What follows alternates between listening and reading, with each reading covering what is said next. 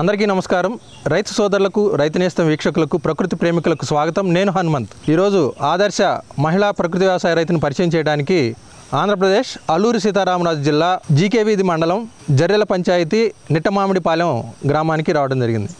ఇక్కడ అడప లక్ష్మి గారు వారికున్న వ్యవసాయ భూమిలో ఎటువంటి రసాయన ఎరువులు అలానే పురుగు మందులను ఉపయోగించకుండా ఎంతో చక్కగా వ్యవసాయం చేసుకుంటూ మంచి దిగుబడులను సాధిస్తున్నారు. ఇప్పుడు మనం వారిని కలిసి వారి పంటల గురించి అలానే సాగు పద్ధతుల గురించి వారిని అడిగి తెలుసుకునే ప్రయత్నం చేద్దాం.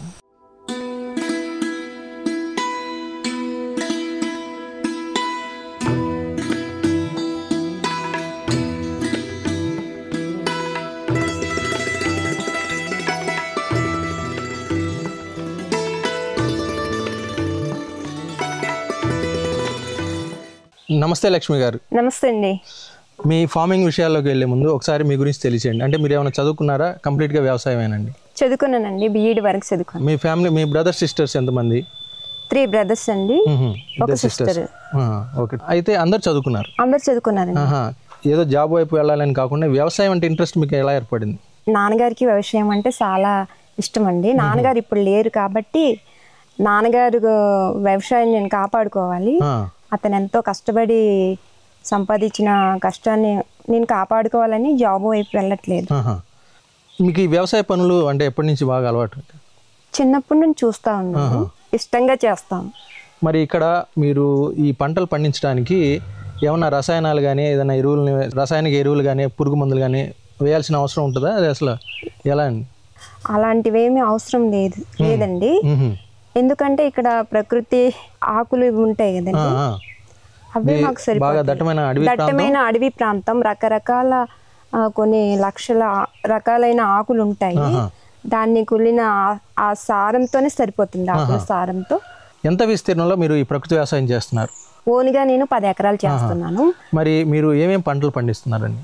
ప్రధానంగా అంటే కాఫీ, మిరియాలు, దాంతో పాటు అల్లం, పసుపు, ఇది మొక్కజొన్న, వరి, అవన్నీ మా సాగులను చేస్తాం.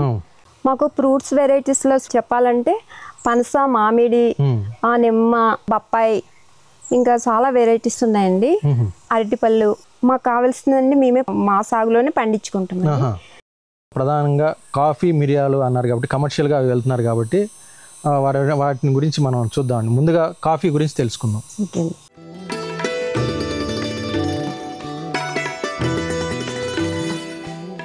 లక్ష్మి గారు, అంటే మనం కాఫీ గురించి ముందుగా తెలుసుకునే ముందు కాఫీకి ఎటువంటి వాతావరణం కావాలి, ఎటువంటి సాయిల్ కండిషన్స్లో ఇది పెరుగుతుంది? సారవంతమైన భూమి, ఎక్కువ 70% నీడ ఉండాలి, దాంతోపాటు సూర్యరశ్మి ఒక 30% ఉండాలి. ఓకే. ఈ కాఫీలో వచ్చేటప్పటికి అంటే మనకి ఎన్ని వెరైటీస్ ఉన్నాయండి? మీరు ఏ రకాలు మీరు పెంచుతున్నారు? అంటే ఇక్కడ మా క్లైమేట్కి అనుకూలంగా మాకు ఇక్కడ 2 వెరైటీస్ ఉన్నాయండి. ఏమేంటి అవి? అందులో అరబికా ఒకటి, రొబస్టా అని 2 ఉన్నాయి. ఈ రెండిట్లో ఉన్న వేరియేషన్ ఏంటి? ఇప్పుడు అరబికా కొంచెం షార్ట్గా ఉంటుంది, రొబస్టా అన్నది ఒక సెట్గా పొడవుగా ఉంటుంది. ఫైనల్గా మనకి క్వాలిటీ తీసుకునేటప్పుడు పౌడర్గా చేసిన గింజ క్వాలిటీలో కానీ డిఫరెన్స్ ఉంటుందా? డిఫరెన్స్ ఉంటుంది. కొంచెం క్వాలిటీలో కూడా రొబస్టా క్వాలిటీ ఎక్కువ ఉంటుంది. ఏ వయసులో ఉన్నాయి ఇక్కడ కాఫీ తోటలో మీకున్న ఈ భూమిలో? 40 ఏజ్ వరకు ఉన్నాయండి. మినిమం 5 years నుంచి 40 years వరకు ఉన్నాయి. అంటే దఫదఫాలుగా నాటిస్తూ ఉంటాము. ఓకే. దీని లైఫ్ విషయానికి వచ్చేటప్పటికి ఎన్ని ఇయర్స్ ఉండొచ్చు? నాకు తెలిసినంత వరకు చాలా వరకు ఒక 50-60 years వరకు ఉండొచ్చు. ఎందుకంటే మా నాన్నగారు 85లో అప్పటి నుంచి ఉన్నాయండి. అప్పుడు ప్లాంటేషన్ చేసినవి కూడా ఉన్నాయి. కొత్తగా కాఫీ మీరు ఎక్స్టెండ్ చేయాలనుకున్నప్పుడు ఇంకొంత ప్లేస్లో ఏ విధంగా చేస్తుంటారు ఆ ప్రాసెస్? మేము బెడ్ సిస్టంలో చేస్తామండి. ఇప్పుడు కాఫీ బోర్డు ఉంది కదండి, కాఫీ బోర్డు వారి సలహా మీద మేము విత్తనాలను తీసుకుంటాము, మంచి విత్తనాలను తీసుకుంటాము. ఫస్ట్ మొదటిగా ఒక బెడ్ అంటూ ప్రిపేర్ చేసుకోవాలి కదండి. చదునైన నేల మీద సారవంతమైన మట్టి తీసుకుంటాము, దాన్ని ఒక బెడ్గా చేస్తాము. చేసిన తర్వాత ఇప్పుడు మంచి విత్తనాలు తీసుకొని, కొత్తగా కాఫీ స్టార్ట్ చేసే వాళ్ళకైతే బోర్డుని అప్రోచ్ అవ్వాల్సి వస్తుంది. మీరు ఆల్రెడీ కాఫీ సాగులో ఉన్నారు కాబట్టి అంటే మీకు ఏదైనా అంటే మీ నుంచి కూడా కొంత విత్తనం ఉపయోగిస్తారా? ఉపయోగిస్తామండి. అంటే ఆ విత్తనం సెలక్షన్ దేన్ని బట్టి తీస్తారు? ఎలా అంటే బలమైన మొక్క నుంచి మంచి మేలైన విత్తనాలు ఉంటాయి కదా, దాంట్లో మంచి గ్రేడ్ చేసుకుంటాం. ఓకే, సరే. కొంత కాఫీ బోర్డ్ నుంచి తీసుకుంటారు, మీ దగ్గర ఉన్నాయి కూడా. ఆ విధంగా ప్రిపేర్ చేసిన తర్వాత కాఫీ గింజల్ని ఎంత డిస్టెన్స్లో మీరు అరేంజ్ చేస్తారు? మేము గింజకి 25 సెంటీమీటర్ల డిస్టెన్స్లో పెడతాము. పెట్టిన తర్వాత కొంచెం మెత్తటి మట్టి అన్నమాట, జల్లించిన మట్టి పైన జల్లుతాము. ఓకే, గింజలు అంటే గింజలు ఏ పొజిషన్ లో పెడతారు? ఇప్పుడు కాఫీ బోర్లిస్తామండి. బోర్లించి గింజ అంటే డైరెక్ట్ గుచ్చడం ఏదో అంటే ఇష్టం వచ్చినట్టుగా గుచ్చడానికి లేదు, పెట్టడానికి లేదు, బోర్లించి పెట్టాలి. అది 20 సెంటీమీటర్లో పెడతారు. దానిపైన జల్లించిన పల్సటి మట్టిని జల్లుతామండి. ఆ తర్వాత వరిగడ్డిని పెడతాము.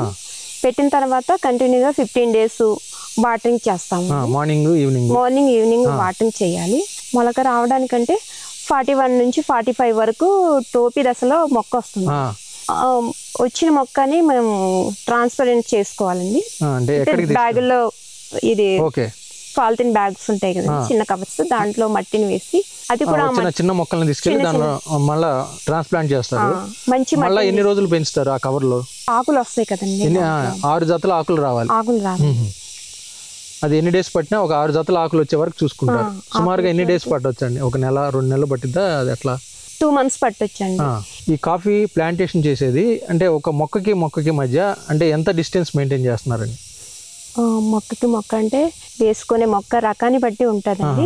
రొబస్టా చూసుకుంటే 10 అడుగులు పడుతుంది. ఇంకా అరబికా చూసుకుంటే 6 నుంచి 7 అడుగుల వరకు మనం నాటుకోవచ్చు డిస్టెన్స్. ఎకరానికి ఫిక్స్డ్ గా కౌంట్ చేసి ఉండొచ్చు, చేశారు తెలియదు. ఎన్ని మొక్కలు పట్టొచ్చు సుమారుగా? ఒక 900 మొక్కలు ఎకరానికి పట్టొచ్చు.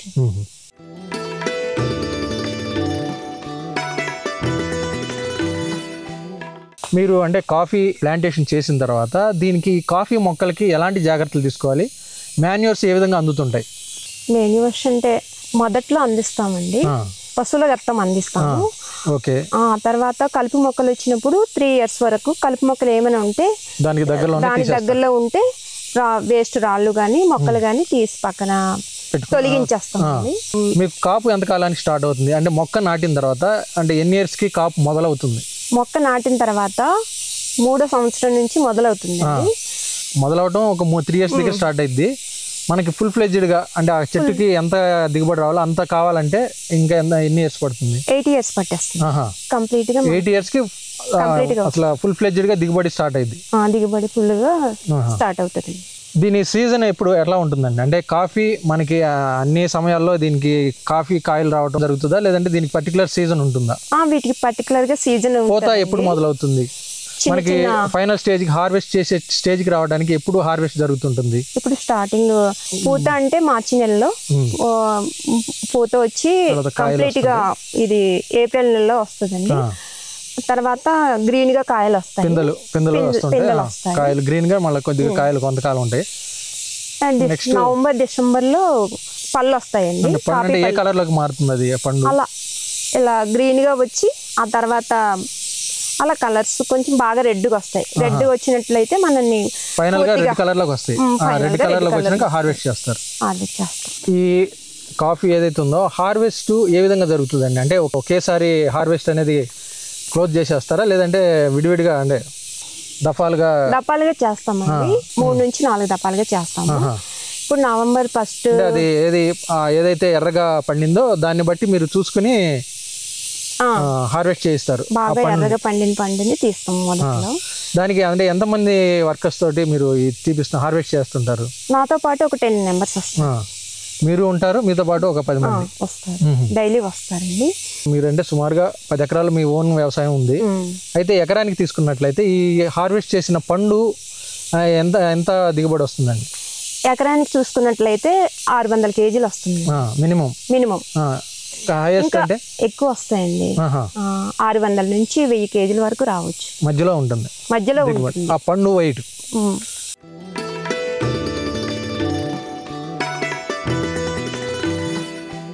ఇప్పుడు ఈ హార్వెస్ట్ చేసిన తర్వాత ఆ పండుని కస్టమర్కి ఏ విధంగా అందిస్తున్నారండి? ఇప్పుడు మనం బయట షాప్స్లో కానీ హోల్సేల్ వీళ్ళ దగ్గర చూసినా గింజల రూపంలో, కాఫీ గింజల రూపంలో కానీ లేదంటే కాఫీ పౌడర్గా మనం తీసుకోగలుగుతుంటాం. మీరు వాళ్ళకి ఏ విధంగా పంపిస్తున్నారండి బయటికి? మార్కెటింగ్ అనేది ఏ విధంగా జరుగుతుంది? ఇక్కడ చూసుకున్నట్లయితే మేము 2 విధాలుగా పంపిస్తున్నామండి. అదే కోసిన పండ్లని 2 విధాలుగా పంపిస్తున్నాము. ఒకటేమో పార్చ్మెంట్, ఒకటి చెర్రీ, 2 విధాలుగా. Cherry, parchment. చెర్రీ అంటే ఏంటండి? చెర్రీ అంటే ఇప్పుడు తీసిన పండుని డైరెక్ట్గా ఆరబెట్టి దాన్ని చెర్రీ అంటారు. చెర్రీ అంటారు. ప్లెయిన్ గా ఆరబెట్టేస్తాము. డ్రై అవుతాయి. అవి చెర్రీ రూపంలో ఇచ్చేస్తాం. ఇంకో పద్ధతి పార్చ్మెంట్ పద్ధతి. అదేంటి? అవి తీసిన పండును 80 hours లో, అంటే వెంటనే 8 hours లోపు దాన్ని క్లీన్ చేస్తాం అన్నమాట. అంటే 8 hours లో దాన్ని మగ్గనిచ్చి దానిలో జిగురు ఉంటదండి. అట్లానే ఉంచుతారా? తోలు తీసేస్తామండి. అంటే ఎలా, దానికి ఎట్లా తీస్తారా? బేబీ పల్పర్ ఉంటుంది. బేబీ పల్పర్ మిషన్ ఉంటుంది. బేబీ పల్పర్ ఉంటుంది. పల్పర్ లో రన్ చేసినప్పుడు గింజకి గింజ సపరేట్, తోలు బయటికి సపరేట్ అయిపోతుంది. ఆ తీసిన గింజలను ఏం చేస్తారు? తీసిన గింజల్ని క్లీన్ చేయాలి. ఎందుకంటే జిగురుగా ఉంటాయి. డైరెక్ట్ గా ఆరబెడితే అవి పనికిరావు. కాబట్టి దాన్ని కంప్లీట్ గా 14 hours అన్నమాట కంప్లీట్ గా మగ్గనివ్వాలి. మగ్గనిచ్చిన తర్వాత దాన్ని జిగురుని నీట్ గా కడిగి అప్పుడు ఆరబెట్టాలి. దాన్ని పార్చ్మెంట్ అంటాం. అంటే ఈ 2 పద్ధతిలో మీరు మార్కెటింగ్ చేస్తాం. అంటే మీరు ఆ ప్రాసెస్ చేయాల్సిన అవసరం రావట్లేదు. అంటే ఎవరు పౌడర్ గా అడగట్లేదు, ఎక్కువ పౌడర్ గా ఎవరు అడగట్లేదు. మరి కాఫీ సాగులో మనం ఖర్చుల విషయానికి వచ్చేటప్పటికి ఏ విధంగా ఉంటుందండి? అంటే విత్తనంగా మీకు పెద్దగా ఖర్చు అయి ఉండకపోవచ్చు, మీరు సొంతగా చేసుకునేదే కాబట్టి. ఇప్పుడు సంవత్సరం తీసుకున్నట్లయితే దానిలో ఖర్చులు ఎంత అవుతుంటాయి? ఒక సంవత్సరం ఎకరానికి 20,000 ఖర్చు అవుతుందండి.